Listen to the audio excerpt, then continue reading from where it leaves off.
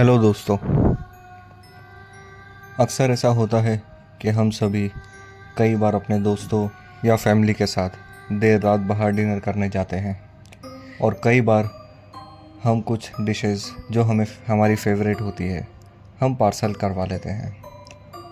और वो पार्सल घर लाते वक्त आप खाली पार्सल घर नहीं लाते, बट कुछ ऐसी शक्तियाँ भी होती है जो आपका पीछा करते हुए आपके घर तक आ जाती है।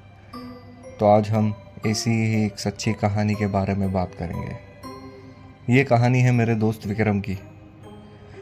जब उसका प्रमोशन हुआ था तो उसकी वो पार्टी एक ढाबा पर दे रहा था, लेकिन घर जाते वक्त कुछ ऐसा हुआ कि वो उसे आज तक भुला नहीं पाया। बात शुरू होती है विक्रम की प्रमोशन से। उसकी प्रमोशन के बाद हम सभी दोस्तों ने उससे पार्टी मांगी, तो उसने ढाबा जाने का प्लान बनाया, जो कि हम अक्सर जाया करते थे। यह ढाबा मुंबई के भिवंडी एरिया में था और हम सब मीरा रोड में रहते थे।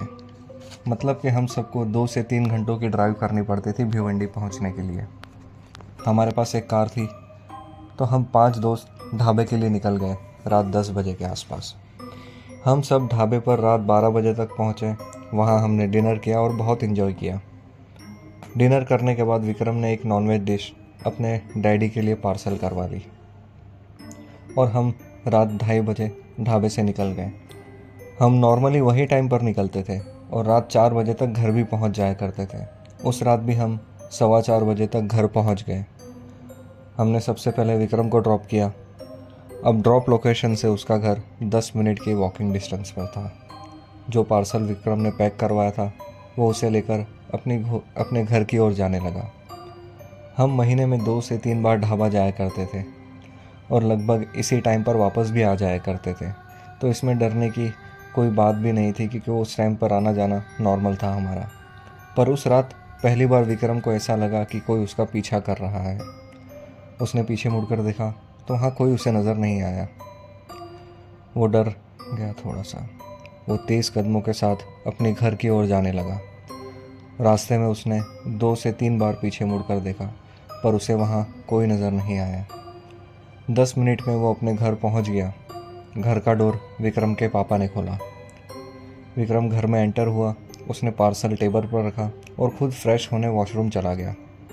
वापस आकर उसने अपने डैड के पास वाले बेड पर सो गया।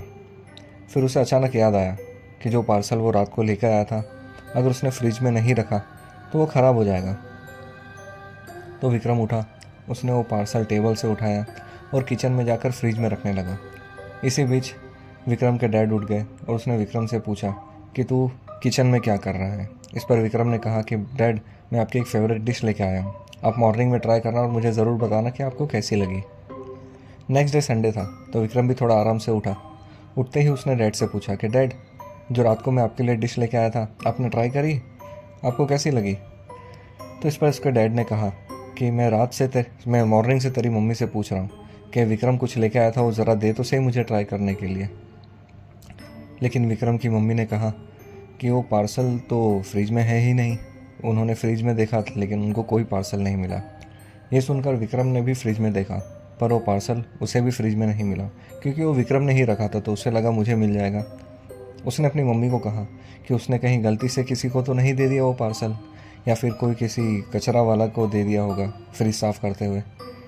तो इस पर उसकी मम्मी ने कहा कि ऐसा कोई भी पार्सल उसने किसी को भी नहीं दिया। ये बात उसके लिए काफ़ी शॉकिंग थी। उसने फ्रिज में देखा, फ्रिज में नहीं मिला। इससे पहले जहाँ उसने टेबल पे रखा था वो टेबल पे भी उसे वो पार्सल नहीं मिला। वो सारे घर में उसने ऐसी ऐसी जगह उसने वो पार्सल ढूंढा, लेकिन वो पार्सल उसको घर पे कहीं भी नहीं मिला और वो थक हार के उसने वो पार्सल ढूंढना छोड़ दिया। नेक्स्ट डे संडे की शाम को उसने ये सारी बातें हम सबको बताई, हमारे पूरे फ्रेंड जो सब साथ में ढाबा गए थे उसको बताया।